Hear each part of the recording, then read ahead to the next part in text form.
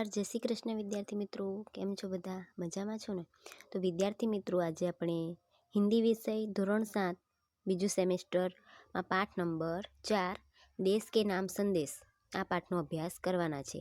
આ પાઠનું સાહિત્ય પ્રકાર પત્ર છે, એટલે કે આ પાઠ એક પત્ર સ્વરૂપે છે. આપણા દેશના જે રાષ્ટ્રપતિ હતા, ભૂતપૂર્વ રાષ્ટ્રપતિ ડૉક્ટર એપીજે અબ્દુલ કલામ, એમણે દેશના લોકોને ઉદ્દેશીને એક ઈમેલ આપ્યો હતો. દેશના લોકોને એક ઈમેલ આપ્યો હતો 2005માં. એ ઈમેલ વિશે અહીં આ પાઠમાં આપેલું છે કે એમણે આ ઈમેલમાં શું દર્શાવ્યું હતું, એના કઈ કઈ જિમ્મેદારી કે કર્તવ્યોનું લોકોને ભાન કરાવ્યું હતું, શું કીધું હતું લોકોને, એની જ અહીં માહિતી આપેલી છે.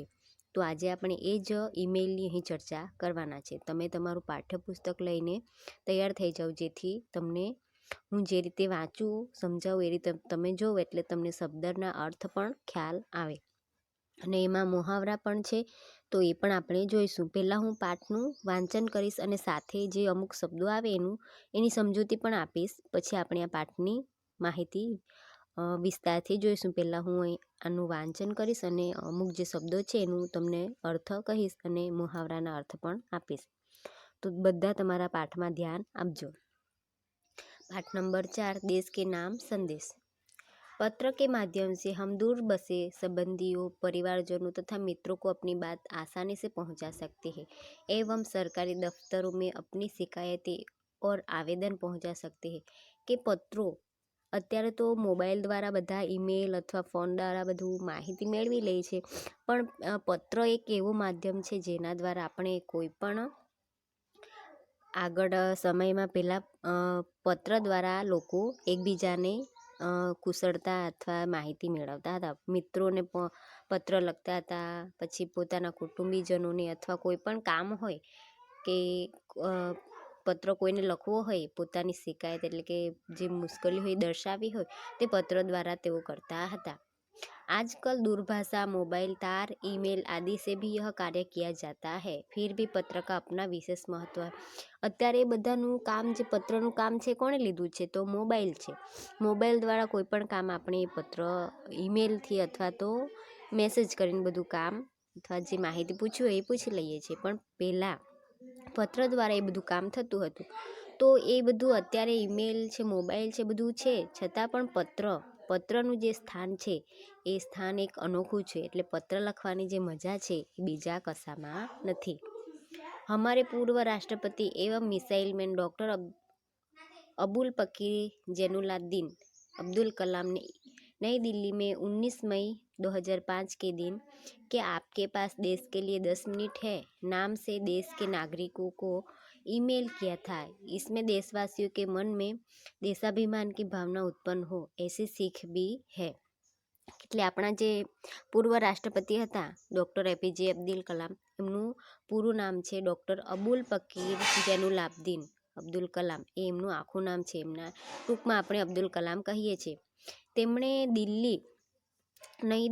નવી દિલ્હીથી એમણે 19 મે 2005ના દિવસે દેશના લોકોને માટે એક ઈમેલ મોકલ્યો હતો.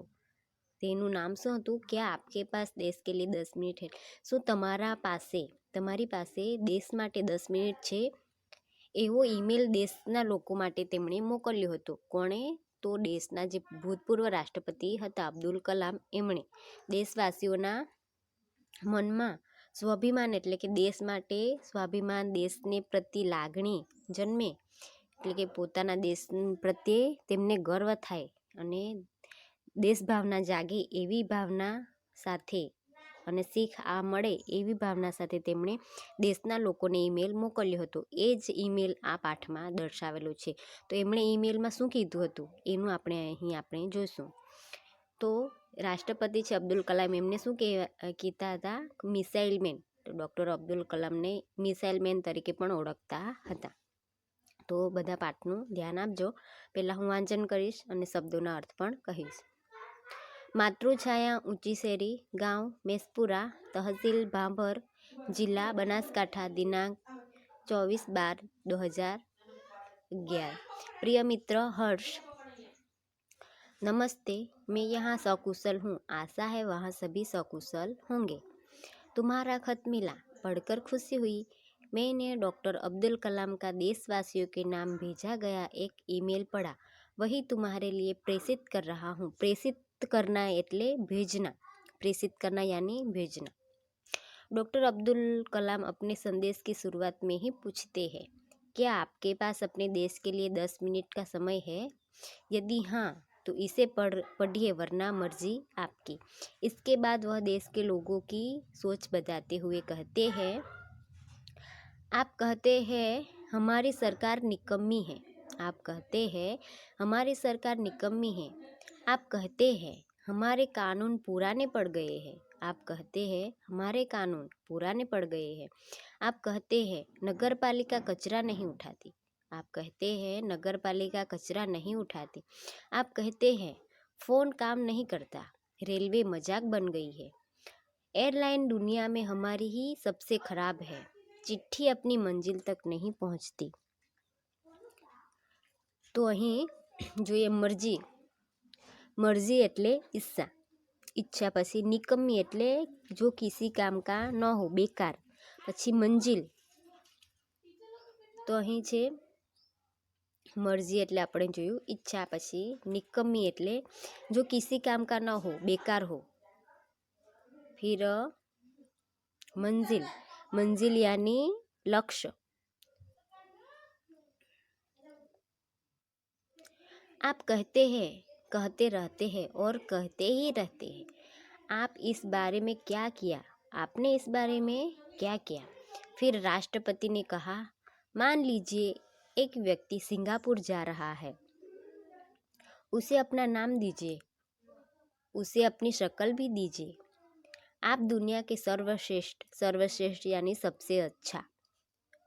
हवाई अड्डे पर उतरते हैं। सिंगापुर में आप अपनी सिगारेट का टुकड़ा सड़कों पर नहीं फेंकते और स्टोर में खाने भी नहीं जाते। आपको उनके भूमिगत संपर्कों पर रश्क महसूस होता है। रश्क महसूस होना, અહીં મુહાવરો છે। रश्क महसूस होना यानी ईर्षा करना, मन में जलन होना।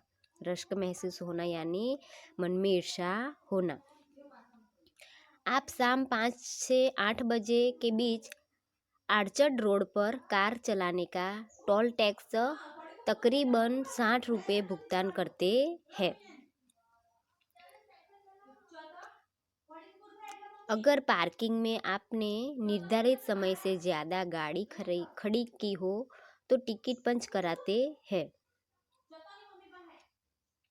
लेकिन आप सिंगापुर में कहते कुछ नहीं। कहते हैं क्या? दुबई में आप रमज़ान के दिनों में सार्वजनिक रूप से कुछ भी खाने का साहस नहीं करते। जिहाद में बिना सिर ढके बाहर नहीं निकलते। वॉशिंगटन में आप 55 मील प्रति घंटा से ऊपर गाड़ी चलाने की हिम्मत नहीं करते और पलटकर सिपाही से यह भी नहीं कहते कि जानते हैं मैं कौन हूँ, मैं फला हूँ और फला मेरा बाप है।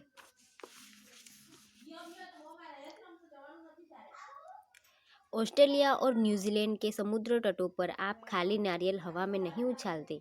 टोक्यो में आप सड़कों पर पान की पीक क्यों नहीं थूकते? बोस्टन में आप जाली योग्यता प्रमाण पत्र क्यों नहीं खरीदते? डॉक्टर कलाम बीच में याद दिलाते हैं, मैं आप ही के बारे में बता रहा हूँ, सिर्फ आपके। डॉक्टर कलाम कहते हैं, आप दूसरे देशों की व्यवस्था का आदर और पालन करते हैं, लेकिन अपनी व्यवस्था का नहीं। भारतीय धरती पर कदम रखते ही आप सिगारेट का टुकड़ा जहाँ तहाँ फेंकते हैं, कागज के पुर्जे उछालते हैं। यदि आप पराये देश में प्रशंसनीय नागरिक हो सकते हैं तो यहाँ भारत में आप ऐसा क्यों नहीं बन सकते? डॉक्टर कलाम ने मुंबई के पूर्व महानगर पालिका आयुक्त तिनायक के हवाले से कहा, अमीर लोग अपने कुत्ते को सड़कों पर घुमाने निकलते हैं और जहाँ तहाँ गंदगी बिखेर कर आ जाते हैं और फिर वही लोग सड़कों पर गंदगी के लिए प्रशासन पर दोष मढ़ते हैं। क्या वे उम्मीद करते हैं कि वे जब भी बाहर निकलेंगे तो एक अधिकारी झाड़ू लेकर उसके पीछे पीछे चलेगा और जब उनके कुत्ते को हाजत लगेगी तो वह एक कटोरा उसके पीछे लगवाएगा। राष्ट्रपति ने मिसाल दी कि अमेरिका और जापान में कुत्ते के मालिक को उसकी छोड़ी हुई गंदगी साफ करनी पड़ती है। फिर शासन व्यवस्था के बारे में डॉक्टर कलाम ने कहा कि हम सरकार चुनने के लिए वोट डालते जाते हैं और अपनी सारी जिम्मेदारियां भी वही उलट जाते हैं। हम आराम से बैठकर सोचते हैं कि अब हमारे नाज नखरे उठाए जाएंगे। नाज नखरे उठाना यानी खुशामद करना। हम सोचते हैं कि हमारा हर काम सरकार करेगी और हम फर्श पर पड़ा हुआ रद्दी कागज उठाकर उसे कूड़ेदान में डालने की जहमत तक नहीं उठाएंगे। रेलवे हमारे लिए साफ सुथरे बाथरूम देगी और हम उन्हें ठीक से इस्तेमाल करना भी नहीं सीखेंगे। डॉक्टर कलाम ने कहा कि समाज की ज्वलंत समस्याओं पर भी हमारा ऐसा ही रवैया है।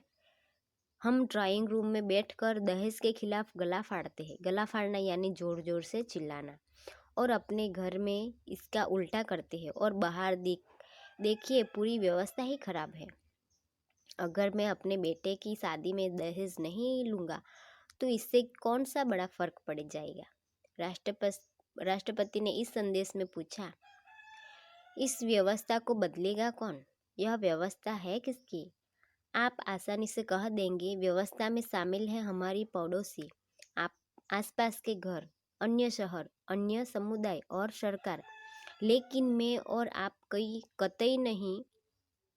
जब कुछ अच्छा करने की हमारी बारी आती है तो हम अपने परिवार को सुरक्षित कवच में घेर लेते हैं, दूसरे देशों की ओर निहारते हैं और इंतज़ार करते हैं कि कोई मिस्टर क्लीन आएगा, अपने जादुई हाथों से चमत्कार करेगा और ऐसा नहीं होता तो आप देश छोड़कर ही चल देंगे।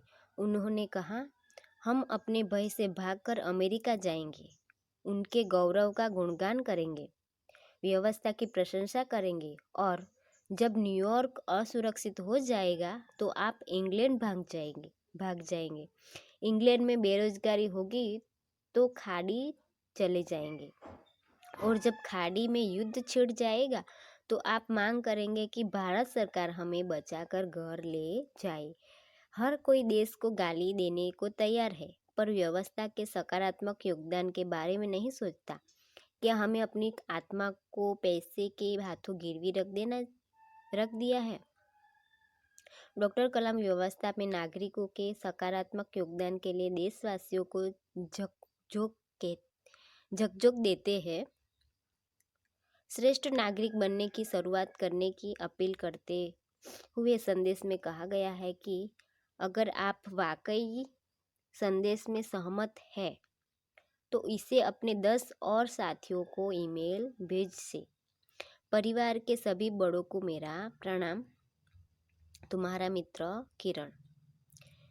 તો અહીં આપણને આ પાઠમાં જે રાષ્ટ્રપતિ હતા આપણા ભૂતપૂર્વ અબ્દુલ કલામ, એમણે જે દેશવાસીઓના નામે ઈમેલ મોકલ્યો હતો 2005માં, એ જ ઈમેલ અહીં પાઠ સ્વરૂપે આપેલો છે તે આપણે જોવાનું છે। એમણે ઈમેલમાં દેશવાસીઓને શું સૂચના આપી હતી, શેના વિશે માહિતી આપી હતી તે આપણે જોઈશું।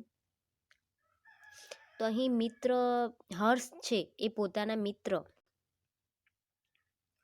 હર્ષ જે છે પોતાના મિત્ર કિરણને આ પત્ર લખે છે, એટલે કે જે અબ્દુલ કલામે ઈમેલ મોકલ્યો હતો એ જ હર્ષ પોતાના મિત્ર કિરણને મોકલે છે અને અબ્દુલ કલામે જે કીધું હતું ડૉક્ટર અબ્દુલ કલામે એ જ અહીં પાઠમાં એ પત્ર સ્વરૂપે લખે છે। તો આપણે જોઈશું કે ડૉક્ટર અબ્દુલ કલામે શું કીધું છે। તો અહીં પહેલાં છે આપણે પત્ર લખીએ ત્યારે પત્રના કઈ બાજુ આવશે? ડાબી બાજુ પહેલાં શું લખવાનું હશે? તો આપનું સરનામું લખવાનું પહેલાં તો આપણે જે ઘરનું નામ હોય તે, પછી એનું એડ્રેસ અને ત્યાર પછી કયું ગામ અને એ જિલ્લો, તહસીલ એટલે તાલુકો અને જિલ્લોનું જિલ્લા એટલે તાલુકો અને જિલ્લો, પછી તારીખ અને પછી અહીં આપણે જેને પત્ર લખતા હોઈએ એને ઉદ્દેશીને પ્રિય મિત્ર, મિત્ર હોય તો પ્રિય મિત્ર, પછી કોઈ મોટું હોય તો સાદર પ્રણામ, એ રીતે અહીં આપણે લખવાનું. પછી પત્ર લખવાનું કારણ, તો અહીં પત્ર શા માટે આપણે લખીએ છીએ તેનું અહીં આપણે લખવાનું છે. તો પહેલાં આપણે જોયું કે અહીં આપણે પોતાનું એડ્રેસ લખવાનું છે, પછી તારીખ, અને અહીં સંબોધન એટલે કે આપણે મિત્ર હોય તો જે રીતે લખીએ પ્રિય મિત્ર, જે નામ હોય તે.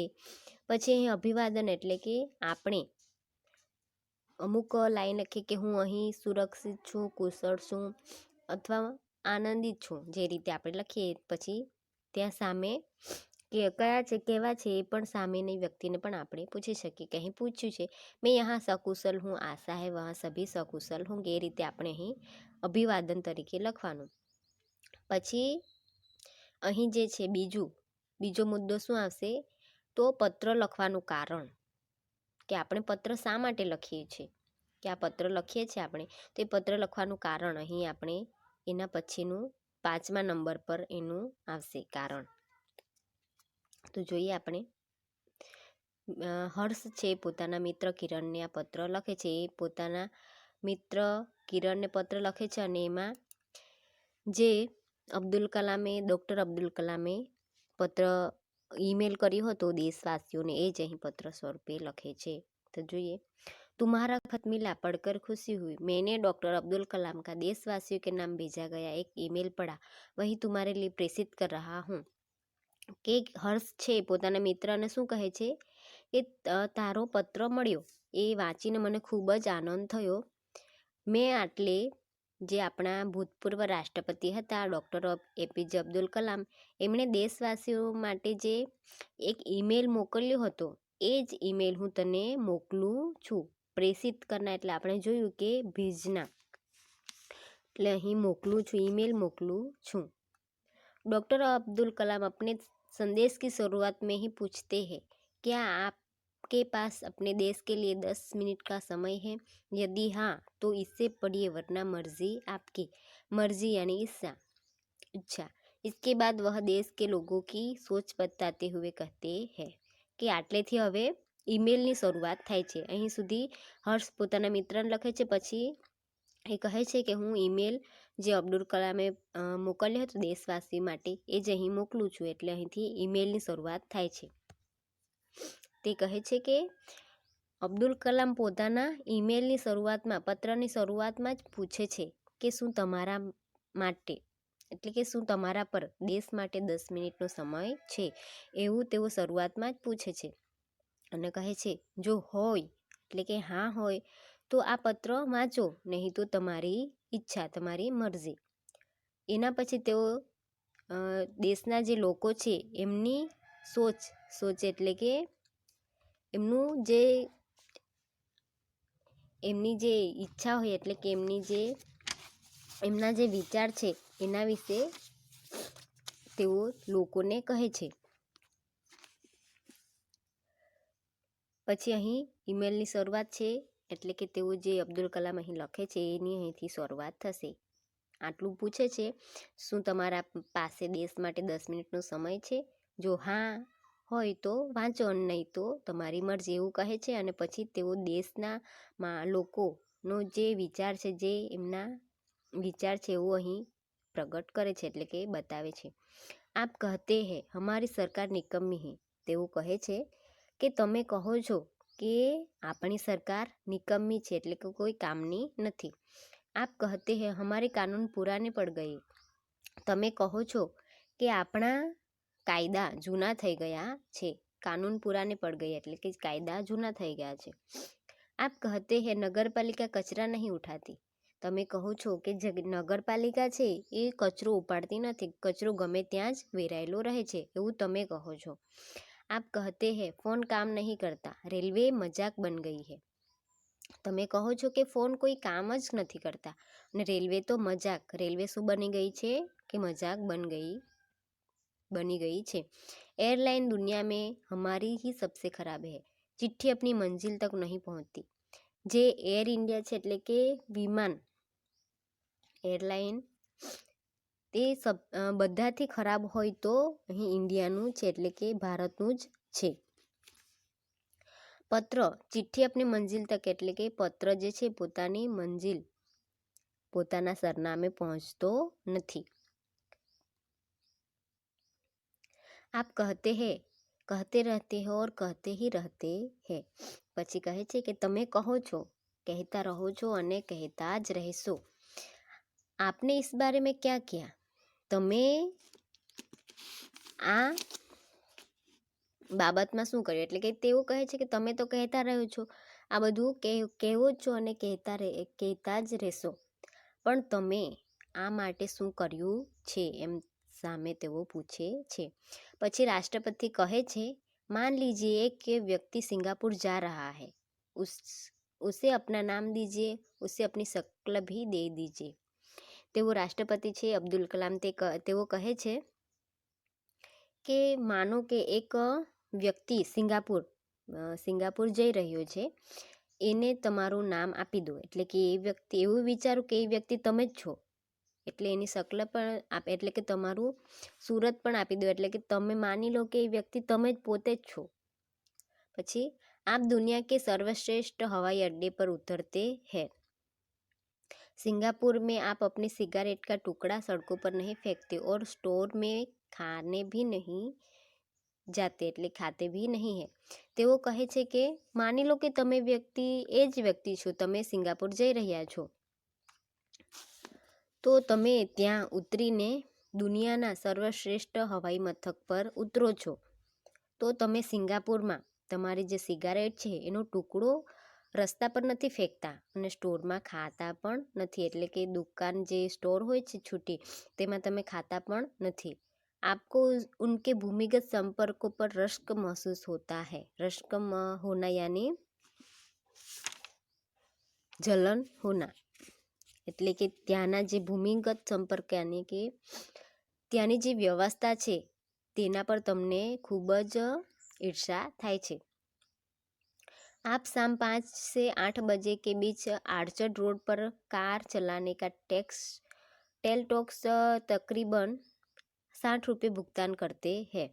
તો અહીં સિંગાપુરની વાત થઈ રહી છે, તો ત્યાં જે આર્ચર્ડ રોડ છે ત્યાં તમે 5 વાગ્યાથી 8 વાગ્યા સુધી, સાંજના 5 વાગ્યાથી 8 વાગ્યા સુધી જો રસ્તા પર ગાડી ચલાવો તો ત્યાં તમે ટેક્સ ભરવો પડે છે, એ તમે 60 રૂપિયા ભરો છો, બરાબર. જે સિંગાપોરમાં આર્ચર રોડ આવેલો છે ત્યાં એવું છે કે 5 વાગ્યાથી 8 વાગે જો રાત્રે સાંજે તમે કાર ચલાવો તો તમારે ટેક્સ ભરવું પડે છે, તો તમે એ 60 રૂપિયા પણ ભરો જ છો. અગર પાર્किंग में आपने निर्धारित समय से ज़्यादा गाड़ी खड़ी की तो टिकट पंच कराते हैं, लेकिन आप सिंगापुर में कहते कुछ नहीं, कहते हैं क्या. જો ત્યાં તમે પાર્કિંગ એટલે કે કોઈક જગ્યાએ ગાડી પાર્ક કરી હોય તો તમારે જો જેટલો સમય તમે ત્યાં લખાવ્યો હોય કે આટલી સમય ગાડી ઊભી રાખવાની છે, એનાથી વધારે સમય જો તમે ત્યાં ઊભી રાખો તો તમને એનો ટિકિટ તમને લાગે છે, એની ટિકિટ તમારે વધારે પૈસા ભરવા પડે છે. પણ તમે એ ટિકિટ જે લે છે, વધારે સમય ગાડી ઊભી રાખવાનો જે ટેક્સ લે છે તેની સામે તમે કંઈ કહેતા નથી, એટલે કે તમે सीधी रीते पैसा आपी दो छो. दुबई में आप रमज़ान के दिनों में सार्वजनिक रूप से कुछ भी खाने का साहस नहीं करते, जिहाद में बिना सिर ढके बाहर नहीं निकलते. એટલે કે તમે જો દુબઈ જાઓ છો તો રમઝાનના દિવસે, એટલે કે રજાના દિવસે તમે સાર્વજનિક એટલે કે બહાર કશું ખાવાનું તમે સાહસ એટલે કે હિંમત કરતા નથી, કે બહાર કશું ખાતા નથી, અને જેહાદમાં માથું ઢાંક્યા વગર તમે બહાર નીકળતા નથી. વોશિંગ્ટનમાં એટલે કે આ દુબઈમાં તમે આ રીતે ફરો છો. અહીં સિંગાપુરની વાત પૂરી થઈ, હવે દુબઈમાં અહીં અબ્દુલ કલામે પોતાને જ તમે ધારી લો કે તમે પોતે જ છો અને તમે આ રીતે ફરવા જાઓ છો બહાર, ત્યારે તમે કેવી રીતે રહો છો એની જ અહીં વાત કરી છે. તો અહીં સિંગાપુરમાં આ રીતે અને દુબઈમાં આ રીતે. પછી હવે वॉशिंगटन में आप 55 मील प्रति घंटा से ऊपरी गाड़ी चलाने की हिम्मत नहीं करते और पलटकर सिपाही से यह नहीं कहते कि जानता है मैं कौन हूँ, मैं फला हूँ और फला मेरा बाप है. તો અહીં વોશિંગ્ટન જે છે તેમાં તમે 55 મીટર એટલે કે 55 માઇલની ઝડપ કરતાં વધારે ગાડી ચલાવી શકતા નથી.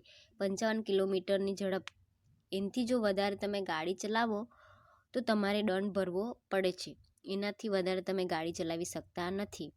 અને જો ચલાવો તો પોલીસ તમને પકડે છે. તો તમે સામેથી એને એવું નથી કહેતા કે હું આ છું, હું આટલો મોટો માણસ છું, મારા પપ્પા આ છે, અથવા તો હું આ હોદ્દા પર છું, મારા પપ્પા આ હોદ્દા પર છે, એવું આપણે એ પોલીસને જવાબ આપતા નથી.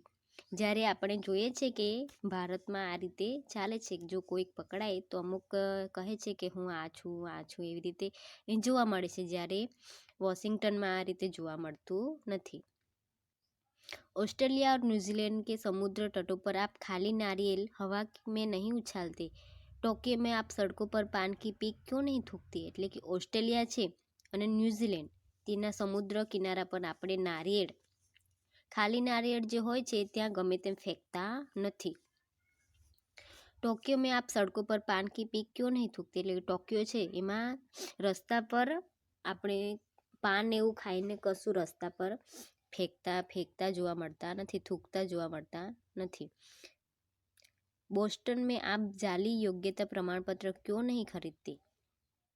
બોસ્ટન છે ત્યાં આપણે કોઈ પણ જો યોગ્યતાનું પ્રમાણપત્ર લેવું હોય તો અહીં ગમે તે રીતે નકલી મળી જાય છે, પણ બોસ્ટનમાં રીતે નકલી પ્રમાણપત્ર લેવું એ ગુનો બને છે, ત્યાં તમે એ રીતે ખરીદી શકો નહીં.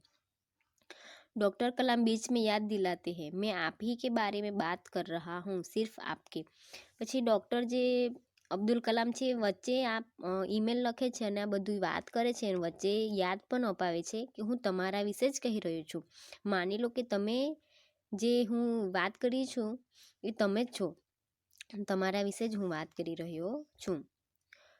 डॉक्टर कलाम कहते हैं आप दूसरे देशों की व्यवस्था का आदर और पालन करते हैं. કે તમે બીજા દેશના જે નિયમ છે એની આદર કરો છો, એનું પાલન કરો છો, પણ લેકિન अपनी व्यवस्था का નહીં, પણ પોતાના દેશમાં જે વ્યવસ્થા છે એનું પાલન કરતા નથી. ભારતીય ધરતી પર કદમ રખતે ही आप सिगरेट का टुकड़ा जहाँ तहाँ फेंकते हैं. એટલે બહારથી તમે ફરીને આવો તો ત્યાં તમે જે રીતે નિયમોનું પાલન કરો છો, ત્યાંના દેશના નિયમોનું પાલન કરો છો, તેવું જ અહીં ભારતમાં આવીને એ રીતે તમે કરતા નથી. ભારત પર પગ મૂકતાની સાથે તમે જો સિગારેટ પીતા હો તો એનો ટુકડો ગમે ત્યાં ફેંકી દો છો. કચરા કાગજ કે પુર્જે ઉછાલતે હૈ. એટલે કે કાગળના ટુકડા ગમે ત્યાં નાખી દો છો. यदि आप पराई देश में प्रशंसनीय नागरिक हो सकते हो तो यहाँ भारत में आप ऐसा क्यों नहीं बन सकते. જો આપણે બહારના દેશોમાં ત્યાંના નિયમો છે એમનું પાલન કરી શકીએ, ગમે ત્યાં કચરો નાખવો નહીં, રસ્તા પર થૂકવું નહીં, એવું જો ત્યાંનું જે નિયમ છે એનું જો પાલન આપણે બહારના દેશમાં કરી શકીએ તો આપણા ભારત દેશમાં કેમ નહીં. જો આપણે ત્યાંના નાગરિક એ રીતે ત્યાં જે પ્રશાસન છે એ રીતે ત્યાં આપણે રહી શકીએ છીએ તો ભારત દેશમાં કેમ નહીં. ભારતમાં પણ આપણે એ રીતે જ બની રહેવું જોઈએ. डॉक्टर कलाम ने मुंबई के पूर्व महानगरपालिका आयुक्त तिनायक के हवाले से कहा अमीर लोग अपने कुत्तों को सड़कों पर घुमाने निकलते हैं और जहाँ तहाँ गंदगी बिखेर कर आ जाते हैं और फिर वही लोग सड़कों पर गंदगी के लिए प्रशासन पर दोष मढ़ते हैं. અહીં दोष मढ़ना यानी आरोप लगाना, इल्ज़ाम लगाना.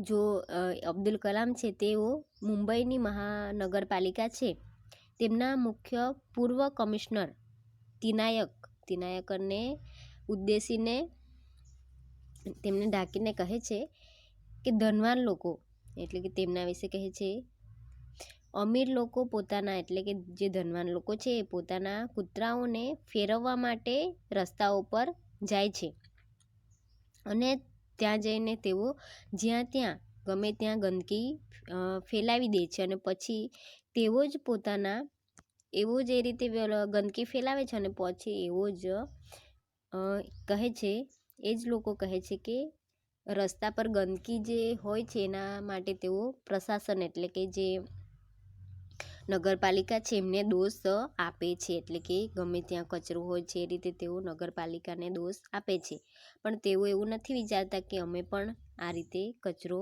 ગંદકી ફેલાવી છે। क्या वे उम्मीद करते हैं कि वे जब भी बाहर निकलेंगे तो एक अधिकारी झाड़ू लेकर उनके पीछे पीछे चलेगा और जब उनके कुत्ते को हाजत लगेगी तो वह एक कटोरा उसके पीछे लगाएगा। શું તેઓ એવું વિચારે છે અથવા શું એવો આશા રાખે છે કે ત્યાં તેઓ જ્યારે બહાર નીકળે એટલે કે તેઓ કૂતરાને ફેરવવા માટે બહાર જાય ત્યારે એક અધિકારી, નગરપાલિકાનો એક જે સાફ સફાઈનો અધિકારી હોય છે એમની પાછળ પાછળ જાય અને કૂતરાએ જ્યારે પણ હાજત કરવી હોય એટલે કે ઝાડે ફરવું હોય તો એ એક કટોરો હોય છે એની પાછળ બાંધી દે, એવું એવો વિચારે છે, એવું અહીં અબ્દુલ કલામ કહે છે। राष्ट्रपति ने मिसाल देना यानी આપણે જોયું કે મિસાલ દેના યાની એનો અર્થ શું થાય છે? હા, મિસાલ દેના યાની કે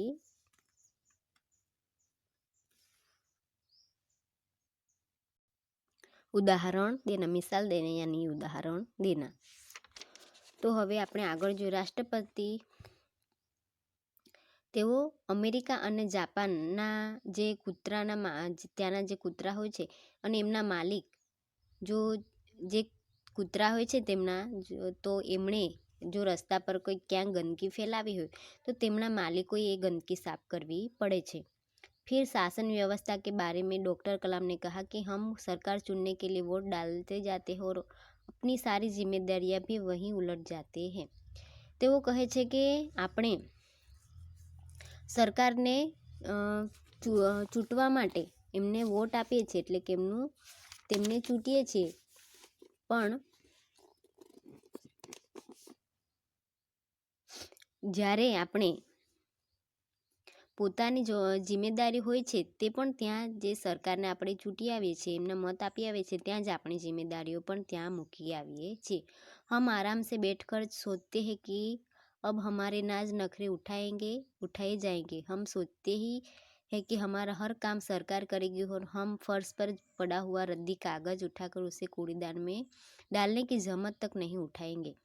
રાષ્ટ્રપતિ કહે છે કે આપણે એવું વિચારે છે કે હવે આપણે સરકારને વોટ આપી દીધું છે એટલે આપણા બધા કાર્યો એ સરકાર કરશે, આપણે કોઈ કામ કરવાનું નથી, આપણે તો આરામથી બેસશું અને કોઈ પણ કાગળ જો પડ્યું હોય તો એ પણ આપણે ઉઠાવીને અહીં કૂड़ेदान એટલે કે કચરા પેટી હોય છે એમાં આપણે નાખતા પણ નથી।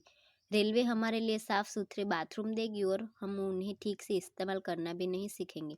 એટલે કે અબ્દુલ કલામ કહે છે કે આપણને રેલવે અમુક આપે છે જે બાથરૂમને એવું છે ખૂબ જ સરસ રીતે આપે છે, પણ આપણે જ એને ગંદુ કરીએ છીએ અને પાછું એને સાફ પણ કરતા નથી। દહેજ વિશે જે વાતો થાય છે એના વિશે અબ્દુલ કલામ કહે છે કે સમાજની મોટી સમસ્યાઓમાંથી એક છે દહેજની સમસ્યા। समाज की ज्वलन समस्याओं पर भी हमारा ऐसे ही रवैया એટલે કે એમના મંતવ્યો એટલે કે જે અમુક સમસ્યા છે દહેજ વિશેની એના પર પણ અમારો એ જ નજરિયો છે કે રવૈયો છે। और बाहर देखिए हम ड्राइंग रूम में बैठकर दहेज के खिलाफ गला फाड़ते और अपने घर में इसका उल्टा करते हैं। તેઓ કહે છે કે આપણે ડ્રોઈંગ રૂમમાં બેસીને તો દહેજ વિશે ખૂબ જ વાતો કરીએ છીએ કે દહેજ ન લેવું જોઈએ અથવા એ લેવું ગુનો છે ને એમ તેમ, પણ છતાં પણ જ્યારે આપણે એનો અમલ કરવાનો વારો આવીએ છે ત્યારે આપણે એનાથી ઉલટું જ કરીએ છીએ અને કહીએ છીએ કે બધી વ્યવસ્થા જ ખરાબ છે, જો બહાર તો બધું એવું જ ચાલે છે, જો હું ન લેવું તેમાં શું ફરક પડી જવાનો છે, એટલે હું પણ લઈશ એમ કહે છે। राष्ट्रपति ने इस संदेश में पूछा इस व्यवस्था को बदलेगा कौन, यह व्यवस्था किसकी है? તો રાષ્ટ્રપતિ કહે છે કે આ જે વ્યવસ્થા છે એને કોણ બદલશે અને આ વ્યવસ્થા કોણે કરી છે? आप आसानी से कह देंगे व्यवस्था में शामिल है हमारे पड़ोसी, आसपास के घर, अन्य शहर, अन्य समुदाय और सरकार। તમે તો ખૂબ જ આસાનીથી કહી દઉં છો કે આ જે વ્યવસ્થા બનાવી છે આપણા પડોશીએ બનાવી છે, આજુબાજુના ઘરો છે, બીજા શહેર અથવા અમુક સમાજના લોકોએ બનાવી છે અથવા સરકારની છે, પણ આપણે એમાં કોઈ દિવસ સામેલ થતા નથી, એટલે કે લેકિન મેં ઓર આપ કતઈ નહીં, એટલે કે મેં અને તમે તો ક્યારેય એની વ્યवस्था साथ आप्यो ज नहीं, એવું આપણે વિચારીએ છીએ। जब कुछ अच्छा करने की हमारी बारी आती है तो हम अपने परिवार को सुरक्षित कवच में घेर लेते हैं, दूसरे देशों की ओर निहारते हैं और इंतजार करते हैं कोई मिस्टर क्लीन आएगा, अपने जादुई हाथों से चमत्कार करेगा और ऐसा नहीं होता तो आप देश छोड़कर ही चल देंगे। એટલે કે તેઓ કહે છે કે કોઈ પણ જ્યારે મુશ્કેલી આવે ત્યારે આપણે આપણા પરિવારને તો ખૂબ જ કવચ એટલે કે સુરક્ષામાં લઈ લઈએ છીએ, એટલે પરિવારને આપણે બચાવી લઈએ છીએ અને બહારના દેશો તરફ આપણું ધ્યાન હોય છે કે અહીં આ દેશમાં તો આ રીતે બધી ખરાબીઓ ચાલી રહી છે, હવે આપણે આ દેશમાં રહેવા જેવું નથી, એટલે આપણે બહારના દેશોમાં જતા રહીએ છીએ। उन्होंने कहा हम अपने भय से भागकर अमेरिका जाइए, એટલે કે તેઓ કહે છે કે આપણે દેશમાં જો કોઈ ખરાબી હોય તો એને સુધારવાને બદલે બીજા દેશમાં ભાગી જઈએ છીએ અને ત્યાંના જે નિયમો હોય છે એના ગુણગાન કરીએ છીએ અથવા તેના વખાણ કરીએ છીએ કે ત્યાં તો આટલું સરસ છે, આટલું રહેવાનું સારું છે, એવું બધું ત્યાંની વ્યવસ્થાનું આપણે પ્રશંસા કરીએ છીએ। અને જ્યારે તે દેશોમાં પણ કોઈ ખરાબી આવે ત્યારે આપણે ખૂબ જ આસાનીથી ભારત સરકાર હમે બચાકર ઘર લઈ જાયેગા એવું વિચારીએ, એટલે કે જ્યાં તો ત્યાં કોઈક ખરાબી ઊભી થાય અથવા કે કોઈક યુદ્ધ નીકળે તો આપણે એવું વિચારીએ છીએ કે આપણને ભારત દેશ છે, આપણો દેશ છે, એટલે કે તે સરકાર આપણને ઘરે લઈ જશે એવું વિચારી લઈએ છીએ। हर कोई देश को गाली देने को तैयार है पर व्यवस्था में सकारात्मक योगदान के बारे में नहीं सोचता, એટલે કે બધા જે હોય તે વ્યવસ્થા વિશે ગમે તેમ બોલે છે પણ એને વ્યવસ્થાને साथ આપવા કોઈ તૈયાર હોતું નથી। क्या हमें अपनी आत्मा को पैसे के हाथों गिरवी रख दिया है, તેઓ કહે છે કે શું આપણે પોતાના આત્માને પણ પૈસાના આગળ ગીરવી મૂકી દીધો છે। डॉक्टर कलाम व्यवस्था में नागरिकों के सकारात्मक योगदान के लिए देशवासियों को झंझोक देते हैं, श्रेष्ठ नागरिक बनने के लिए शुरुआत करने की अपील करते हुए संदेश में कहा गया है कि आप वाकई संदेश से सहमत है तो इसे अपने 10 और साथियों को ईमेल से भेजिए। તેઓ દેશની જે વ્યવસ્થા છે એટલે કે દેશના જે લોકો છે એમને પણ આ વ્યવસ્થાનો સાથ સહકાર આપવા માટે કહે છે, અને જો તમે એ રીતે દેશને સહકાર આપવા તૈયાર હો તો આ જે ઈમેલ મેં મોકલ્યો છે એને આગળ પણ તમે તમારા સાથીઓને મોકલજો, એ રીતે કહે છે। પરિવાર કે સભી બડો કો મેરા પ્રણામ, તુમ્હારા મિત્ર કિરણ। અહીં જે અબ્દુલ કલામનો ઈમેલ હતો, ભૂતપૂર્વ આપણા રાષ્ટ્રપતિ, એમનો પત્ર છે જે હર્ષ હોય છે એ પોતાના મિત્ર કિરણને મોકલે છે અને તેમણે જે પત્રમાં અબ્દુલ કલામે જે કહ્યું હતું એ બધું અહીં પત્રમાં પણ આપેલું છે। તો આપણે આજે આ પાઠની માહિતી મેળવી। તમે પણ આ પાઠને પાછો એક રીતે એકવાર વાંચી જજો જેથી તમને પણ આ પાઠની સરખી રીતે માહિતી મળી શકે, અને જે આપણે જોયા શબ્દોના અર્થ ને એ બધું પણ તમે યાદ રાખજો। આપણે બીજા ભાગમાં આ પાઠના સ્વાધ્યાયની ચર્ચા કરીશું। તો આ પાઠમાં આપણને એ જ શીખ મળે છે કે ભારતના જે પૂર્વ રાષ્ટ્રપતિ હતા તેમણે દેશની જે વ્યવસ્થા છે એ વ્યવસ્થાને માત્ર સરકાર જ નહીં પણ દેશના લોકો પણ એમાં સાથ આપે એની માહિતી આપી છે। તમે પણ ફરી પાઠને વાંચજો અને પત્ર આપણે કઈ રીતે લખવાનું એની માહિતી મેળવી છે। તો પહેલાં પત્ર લખવા માટે આપણે એની ડાબી બાજુ પહેલાં શું લખવાનું, તો એની આપણું જે એડ્રેસ હોય છે એ લખવાનું છે, પછી નીચે તારીખ અને અહીં આપણે સંબોધન, આપણે મિત્ર હોય તો મિત્રનું સંબોધન, પછી અભિવાદન એટલે કે કંઈ પણ આપણે હું અહીં ખુશ છું અથવા કુશળ છું એવી રીતે અભિવાદન કરવાનું। પછી અહીં કારણ, પત્ર લખવાનું કારણ, અહીં પછી એના પછી પત્રનું વિષય વસ્તુ, કે અહીં આપણે જોયું કે જે વિષય હતો એમણે જે પત્રમાં જે દર્શાવવાનું હતું હર્ષે એ જ અહીં એના પછી બેઠું દર્શાવેલું છે, તો એ રીતે પત્રનું વિષય વસ્તુ। અને પછી અહીં આપણે જોયું છેલ્લે કે અહીં બીજું કારણ, કે એ રીતે આપણે નહીં સમાપ્તિમાં આપણે છેલ્લે પરિવારના સમાચાર પૂછીને અહીં છેલ્લે એનું સમાપ્તિ કરેલું છે. પછી સંબોધનને નામ, એ રીતે અહીં પત્ર આપણે લખવાનો છે. તો તમે પાઠને સરખી રીતે વાંચશો તો તમને ખ્યાલ આવશે.